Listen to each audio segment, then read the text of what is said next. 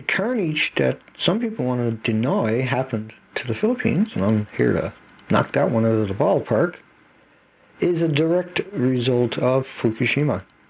And the reason I say that are many, and there are many well-known peer-reviewed academic global warming models that say if the ocean gets warmer, then storms get more powerful.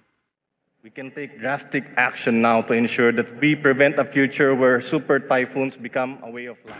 So believe me, when the Times is saying lethal threat from Fukushima's highly radioactive water flowing into the Pacific is real, we already have a study based upon the first 2 weeks and how that will impact the ocean. The simulation, which was run by a German Marine Research Institute, shows the entire Pacific waters being polluted by radioactive water in just 6 years. That model didn't include a leaked TEPCO report of 120 billion becquerels, disintegrations a second, every second, for thousands of years of plutonium.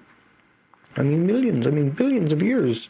And 7.6 trillion becquerels of disintegrations per second, every day, endless energy, like a big battery of Neptunium that was released in the first 100 hours. And a new UN report showing 95% of the Fukushima discharges are transported in the Pacific. And that contaminant is heading all the way to North America, meaning the ocean is filling up and it's heating up because it's putting out all this energy. Taking into account reactor 1 melted in 5 hours. 5 hours. And that there's an admitted 400 tons going into the ocean every day. New emergency in Japan. The Fukushima nuclear plant is leaking 300 tons of highly radioactive water into the Pacific Ocean per day. Japan's nuclear watchdog. Another blow came from a new study showing the impact strengths of just cesium-137. Another shows the West Coast to be as high as 4%. 4%. It's worse than a big battery. Not including uranium, plutonium, the strontium. It wasn't in any of the models, just cesium-137.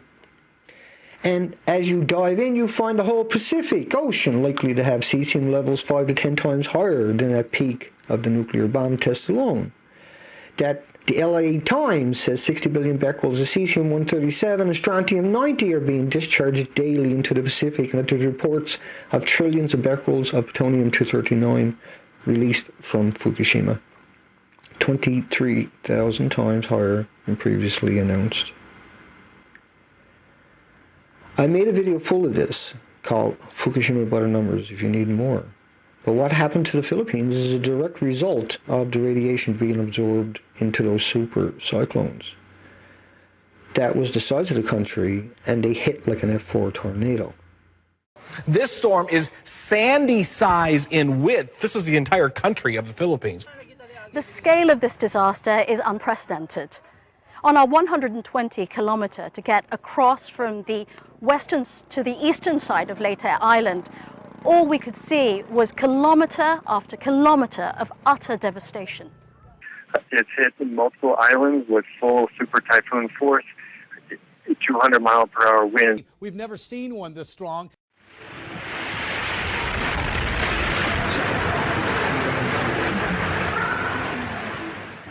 Just give us an idea of these worst affected places. Destroyed homes, flattened for miles, water seemingly wiped away everything in its path. Haiyan crossed over 44 provinces, and as you mentioned earlier, it's over a 300-kilometer path that took right through the Visayan regions. So why we think about Tacloban being hit, I mean, I can also say I have teams over in Coron on the western side, and they saw similar level of damage. It's a journey into the tapestry of personal tragedies of millions of Filipinos. We know there's almost 15 million people that have been affected by this storm. Village after village has been decimated. The degrees of destruction vary. Some villages still have water, but nearly every building's been wrecked. Roldan's a fisherman, or rather he was, given his boat now sits a couple of kilometers inland. There's a lot of water under this storm. There's going to be storm surge, 50, maybe 60 feet. All the people along the eastern shores of the Philippines will be moving. The super typhoon destroying 80% of everything in its path. Dealing with the aftermath must be as tough as surviving the storm itself. More pictures of Friday's typhoon are now emerging. In places, the winds reached almost 200 miles an hour. That makes it one of the most powerful storms ever recorded on land.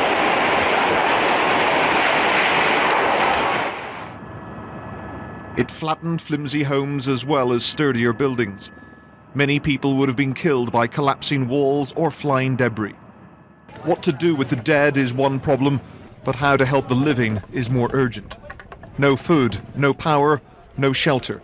Several million people desperately in need of help.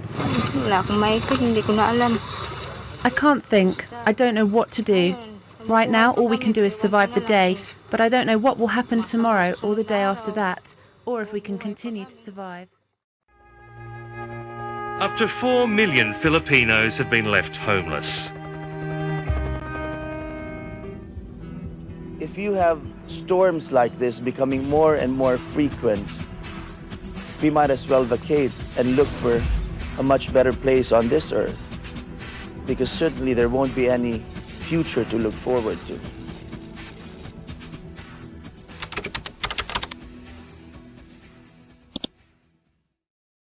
We need to get subscribed and get this unity stronger and beat YouTube at their own game.